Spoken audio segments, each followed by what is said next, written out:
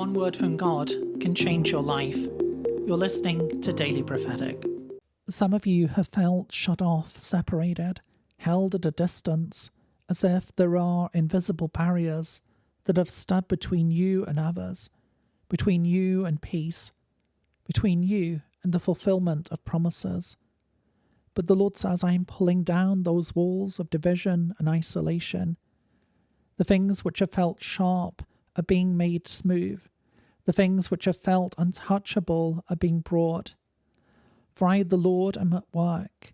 I'm healing the pain of the past, and I'm healing the pain of disappointment. I am the one who is with you, making accessible what was once beyond your reach. I am the one who is strengthening you in this time and in this season. Do not be afraid, but keep your eyes and your focus upon me. For I am the Lord who is empowering you, the Lord who is strengthening you, the Lord who is pulling down walls of division and separation. Trust in me, for I am the Lord who heals, the Lord who restores, the Lord who makes whole and new.